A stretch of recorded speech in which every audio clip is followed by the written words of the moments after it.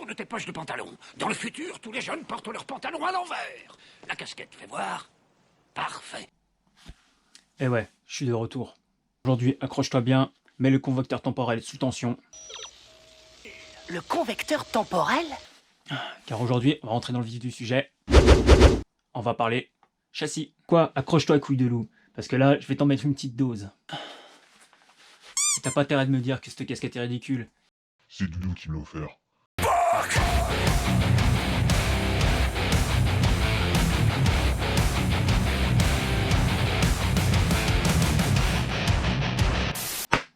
Salut les gars, moi c'est Dame, c'est bienvenue sur ma chaîne Carbone FPV. Je voulais te remercier mon petit pépère. Tu sais pourquoi? Parce qu'on est toujours de plus en plus nombreux sur cette petite chaîne. Alors tu sais quoi? Je commence par t'abonner, un petit like, un petit commentaire. Même si c'est pour me demander quelle sauce choisir pour tes pâtes, je prendrai le temps de t'y répondre. Bon, t'es censé avoir vu ma précédente vidéo sur les radiocommandes. Donc maintenant on passe à l'étape 2. Et l'étape 2, c'est quoi? C'est choisir son châssis. Et dans le FPV, en tout cas dans le drone FPV, on ne dit pas châssis, mais une frame. Tu vas me demander, qu'est-ce que c'est un châssis? Qu'est-ce que c'est une frame? Bah une frame c'est quoi? Bah c'est ça le châssis. Et il est en quoi? Il est en carbone. Alors non, ça sert pas à se curer le nez. C'est pas le petit dernier gilet de Vénus de ta petite femme. C'est juste le châssis de ton quad. Bon, avant de faire péter la carte bleue sur nos petits sites qu'on connaît très bien, il faut que tu te poses les bonnes questions. Est-ce que tu choisis d'acheter un quad déjà tout monté, partiellement, ou tu décides de prendre tes petits doigts et puis de le monter toi-même? Sache que pour toute cette façon de faire, on utilise plusieurs termes. On va parler de BNF, ARF, on va parler de RTF. On va commencer par BNF. BNF pour Bind and Fly. Bon alors là pour le BNF, en gros, c'est t'achètes ton quad, il est déjà tout monté, tu as son récepteur et tu as juste acheté sa radio à part. Si tu comprends pas tout ce que je te dis, je te renvoie vers la vidéo précédente sur les radios. Alors là, accrochez-vous les cocos, on va parler de ARF. Alors ARF pour Almost Ready to Fly. Putain, j'ai réussi à le sortir du premier coup celui-là. Alors là, celui-là, on n'est pas loin du BNF. Mais en gros, il est livré ton quad complètement monté, sauf que là, bah, t'as pas le récepteur et t'as pas la radio. Mais t'inquiète pas mon petit Jackie, il existe une petite version qui va te plaire là-dedans. La version RTF pour Ready to Fly. Bon là, c'est fait aux petits oignons, hein. Donc là, le quad, tu le reçois complètement monté. Tu as la petite radio avec son petit récepteur et puis... bah comment te dire... C'est parti, hein. Et là, t'as la version do it yourself, la version... Là, t'as la version... C'est en gros, c'est la version que moi que je peux te conseiller. C'est acheter pièce par pièce, prendre le temps de choisir tous tes composants, de pouvoir le monter toi-même, et ça te permettra de comprendre ce qui se passe dans ton quad, d'avoir la satisfaction de l'avoir monté toi-même, de comprendre de ses erreurs, et puis ben, le premier jour où ça va voler, attention, hein. Attends, là, je te propose une version où tu vas pouvoir te raquer avec tes potes, avec ta famille, avec ton chien. T'es la version où tu peux parler avec des termes dignes de la NASA. Sans énergie, ils peuvent pas nous parler, ils peuvent pas corriger leur trajectoire, ni faire pivoter le bouclier thermique. Il faut couper tout ce qu'ils consomment, et tout de suite. Tu peux faire style, en plus, avec ces termes-là. Tu parles de choses que tu comprends même pas toi. Puis attention, là je te parle d'un truc, là. Tu peux avoir cette petite sensation où... Quand tu montes toutes ces petites choses là, et puis tu décides à un moment donné de brancher ta première lipo, et...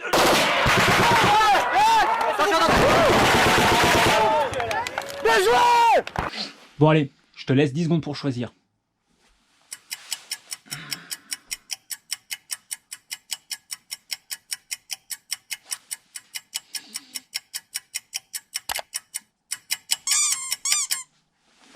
Qui a cru, hein? Bon, si t'es encore là, c'est que t'as choisi la version l'huile à brocante. Bon, avant toute chose, il y a plusieurs catégories de frames, donc de châssis dans le quad FPV. Il y en a pour toutes les bourses, mais avant tout, il y en a pour toutes les disciplines. C'est super important que tu choisisses ta discipline. Avant de t'expliquer toutes les disciplines et les châssis qui existent et les différentes tailles, je vais te donner un exemple concret. Tu peux pas prendre une 2 chevaux pour les rivaliser sur un circuit de F1. Tu peux pas prendre un planeur pour faire Paris-New York. Pour commencer, il y a le long range. Le long range, c'est quand on commence à faire pas mal de kilomètres. On va faire de la longue distance. Donc il y a des frames qui sont exclusivement faites pour ça. Là, on va prendre une frame qui a en général une grande envergure. Une frame pour le freestyle. Pour faire de la race, tu as du cinéhoop aussi pour filmer le petit Shabbat. Et là, tu as les petits tini. Bon là, on est plus orienté pour les petits Je dis ça, je dis rien encore une fois, hein. Bon, avec une certaine logique, tu peux comprendre qu'on va parler de différentes tailles pour chaque discipline. Il faut absolument les comprendre et bien que tu choisisses. Il faut que ce soit adapté. Et là, les châssis, on va parler en pouces. Un pouce, c'est quoi? C'est l'un de chez nos amis les anglo-saxons. Un pouce est équivalent à 2 cm 54 exactement. En gros, on va prendre la diagonale de moteur au centre. On parle aussi en pouces au niveau des hélices, le bas de l'hélice. Donc par exemple pour du long range, on va pas mettre ces minuscules hélices. Il nous faut de la grande, de la maximum, de la Masta Helix. Là, tu as une frame 5 pouces. Et là, tu as une frame 5 pouces et demi. Pour la race, tu auras plus tendance à choisir un châssis plutôt petit, plutôt court, léger, rapide, puissant. Bon, tu sais quoi, pour les vols dans l'intérieur, je te conseille pas de prendre un long range ou un 5 pouces. Parce que franchement, si tu kiffes Walking Dead en mode globular, Sharpie de salade de ta tronche, bienvenue à toi. Bon, ok, là c'est bon, je tiens compte que tu as choisi déjà la discipline que tu voulais faire. Attention, il y a plusieurs types de carbone, d'épaisseur et de rigidité. C'est super important. Majoritairement sur les frames c'est du carbone. Mais sur les Titini, comme sur le Mobula 6, là on va avoir un châssis de type plastique. Et tu sais, il y a aussi plusieurs types de châssis, mais au nombre de moteurs. Et ça c'est super important aussi. Nous dans le Quad Racer, on va choisir plutôt des quadricoptères pour les 4 moteurs. Il existe aussi des tricoptères, où là, on a plus un châssis de cette forme-là, et on va aller sur du 1, 2 et 3. La possibilité d'avoir des châssis beaucoup plus gros pour d'autres disciplines, comme filmer, des gros événements comme type Tour de France, où là, on va monter jusqu'à 8, voire 10 moteurs. Et là, il y a un truc un peu subtil, on va parler de différentes formes de châssis. Il y a les châssis en forme de X et les châssis en forme de bus. Alors, en forme de X, je te présente celui-là. Et ouais, regarde, en forme de X. Et là, je te présente la version bus. Allez, pour te la faire courte, je vais t'expliquer la différence entre les deux, le X et le bus. En gros, on a la partie centrale. Et si tu peux remarquer, les bras sont bien sur l'extrémité du haut et du bas. Ils ne sont pas reliés au centre, en forme de bus. Pour de la race et pour du freestyle, tu vas favoriser en tout cas une frame en X. Pourquoi? Parce qu'on va avoir tendance à mettre la lipo plus dessous pour de la race. Pour du freestyle, bon, on va la mettre au-dessus, mais en tout cas, il nous faut quelque chose de compact, de rapide. Et en termes de ressenti, on sent quand même la différence. Et il faut te dire un truc aussi, c'est que selon les frames, l'électronique est plus ou moins protégée en cas de choc. Et là, fais super attention, les gars, fais super attention, parce que quand tu vas commander ta petite frame, attention, maintenant il y a deux mondes, les gars. Eh ouais, il y a les analogiques et les numériques, hein. Voilà, c'est la version analogique, hein. Là, on aime bien qu'il y a beaucoup de neige, on aime bien rien voir du tout, et puis voilà, quoi. Voilà, t'as la version numérique. Bon, alors celle-là, ça douille, hein. Mais bon, c'est lisse comme un cul de bébé, les images sont ultra nickel, mais c'est pas le même prix, les gars. Bon, comme t'as pu remarquer, j'ai pas encore le budget, alors bon, on va se dire que c'est les DJI, hein. Pourquoi je te dis de faire attention, c'est que maintenant les frames, en fait, comme il y a deux mondes, sont pas forcément adaptés ni l'un à l'autre. Il y a plus ou moins de place. Et ouais, et ça, faut faire attention parce que dans l'analogique, on va parler d'un VTX, une petite carte qui prend pas trop de place, où tu positionnes ton antenne à l'arrière. Et puis dans le numérique, là, on a affaire à quelque chose de beaucoup plus épais, beaucoup plus volumineux. Et pas forcément tous les châssis sont adaptés. Donc c'est pour ça que maintenant la plupart des fabricants ont tendance à proposer un analogique et un numérique. Merci Jamy. Bon, et puis il faut aussi tenir compte du poids de ta frame. Et ouais, parce que à vide, elle pèse quasiment rien du tout. Mais une fois que tu as monté tout ton petit matos, attention, quand tu auras dépassé 800 grammes, tu es obligé de te pointer chez les cocos de la DGAC. Salut, je suis un FPViste noobs. Voilà, je veux commencer dans le quad FPV, enfin dans le drone FPV. Ça dépense 800 grammes. Comment je dois faire? Et puis là, là, ils vont prendre ton petit nom, tes petites adresses, ils vont le noter dans leur fichier. Et voilà. Et le poids, ça peut jouer aussi avec la consommation des lipos. Attention, tu prends une lipo, une batterie pour ceux qui ne connaissent pas. Si tu prends un truc qui fait 6 kg, ta batterie risque de durer vraiment 10 secondes, quoi. Que si tu prends quelque chose qui fait 300-400 grammes, tu auras le droit, peut-être avec de la chance, avec 2 minutes 50, voire 3 minutes de vol selon ton pilotage. Maintenant, le choix de l'achat. Qu'est-ce que je commande? Il y a tellement de châssis, il y a tellement de sites. Qu'est-ce que je prends? Je vais te donner simplement mon avis.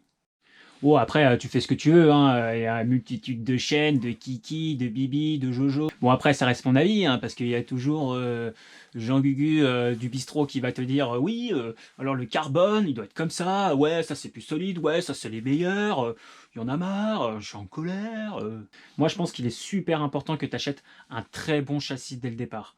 Ça t'évitera de racheter un nombre inconsidérable de spares. Donc le spare, en fait, c'est en gros, c'est des pièces de rechange. Alors, aucun châssis hein, n'est indestructible. Hein. Pour vous dire, j'ai acheté une pirate, elle est quand même censée avoir une réputation d'être un tank, quelque chose de solide. J'ai réussi à péter un bras. Donc rien n'est impossible. Mais par contre, quand tu choisis d'acheter un petit châssis à 30 balles sur Banggood, attends-toi pas à avoir des folies de résistance. Pouah, faut que j'arrête de prendre cet accent là. Moi, je suis un gars de la Haute-Savoie, mon gars. Nous, on aime se tartiner de reblochons. Non, mais par expérience, quand on débute, on a tendance à vouloir acheter pas trop cher pour vite un max en profiter. Et c'est souvent que les débutants commettent comme erreur. C'est dommage. T'as meilleur temps de patienter un petit peu. Choisis-toi une petite frame de moyenne, voire de très bonne qualité. Crois-moi, ça fera du bien à ton porte-monnaie. Parce que le truc, c'est que tu risques d'acheter du pas cher, mais t'es pas sûr derrière de pouvoir retrouver des pièces quand t'en as besoin, quand t'auras cassé quelque chose. Parce que franchement, hein, quand tu vas jouer en mode Osverna débroussailleuse et que tu vas casser la saucisse Elle s'est pété la saucisse. au fin fond du champ de mémé, bah tu seras bien content, mon gars, de retrouver des pièces pas chères. Et en France. Essaye aussi un truc. Commande en France. Comme ça, tu peux retrouver les pièces assez facilement. Et puis, aussi une frame française. Tu soutiens les petits commerçants de ta région. Une petite parenthèse pour ceux qui souhaitent quand même acheter un kit déjà tout prêt. Alors, j'en ai... Attends-toi pas que je te conseille de prendre le Wizard X220X e-shine de l'Apocalypse j'ai tout cassé au premier vol et je dois tout racheter. Non, là, je te conseille le petit kit Advance de chez Beta FPV. Et comme je suis un trou de balle sympa, je te le mets le lien pour le commander dans les commentaires. Non, soyons un poil plus sérieux. Alors, dans ce kit, qui est vraiment pas mal, dedans, tu peux retrouver un masque. Donc, tes lunettes FPV, mais là, on va dire que c'est un masque. Tu as ton petit quad, d'accord, qui est beaucoup plus gros que celui-là, mais on va dire qu'on reste dans cette classe-là, mais un poil plus gros. Tu vas avoir une petite radio, tu auras une lipo, un chargeur et un qui fait testeur aussi pour les lipos. Tu as un mode d'emploi, un câble, et bon, bah là c'est parti. En gros, tu prends chez toi, tu me programmes tout ça, et puis tu vas faire mumu dans le jardin. Oh, puis tu sais, attention, hein, chez Beta, ils ont fait ça bien, ils t'ont mis une petite valise pour ranger tout ça, là, histoire que tu te la raques un petit peu.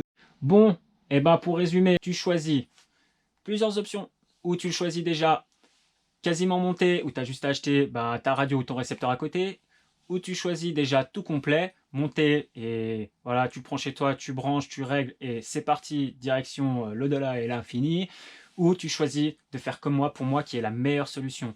Et ouais, la solution, c'est quoi? C'est que tu prennes vraiment le temps, et c'est ça aussi le kiff du FPV, le kiff du drone, c'est de prendre le temps de choisir ces petites pièces, de se la jouer à match givré, et puis c'est de monter, c'est de souder, c'est de faire des conneries, c'est de comprendre, et puis de réparer. C'est important que tu comprennes quand tu voles avec ton quad, et c'est de comprendre ce que tu as entre les mains. Parce que encore une fois, c'est pas un jouet pour enfants, c'est pas le petit drone que tu achètes à la Fnac à 800 balles, et puis que tu peux rien faire et que t'éclates toutes les tronches autour de toi, mon coco, hein. Ou faut t'amuser à voler au-dessus des gens, au-dessus des routes, au-dessus des voitures, hein. Petite dédicace à... Non, je prononcerai pas le nom. Et puis, je choisis, bien sûr, ma discipline, la taille, le type de carbone, si je l'achète en France ou pas, mais je t'ai déjà donné mon opinion. Sur ce, les gars, pense à t'abonner, liker, partager ou pas, laisse un petit commentaire. Encore une fois, ça fait toujours plaisir, ça me motive à vous donner quelque chose de pas trop merdique, hein. Sur ce, les gars, faites-vous plaisir, volez safe, éclatez-vous, partagez un max, et puis je vous dis à bientôt pour la seconde vidéo. Ciao les gars. Oh, c'est encore bossé dur, hein. Ça sent la calvitie tout ça. Ouh, ça sent la calvitie tout ça. Ouh. T'es encore là?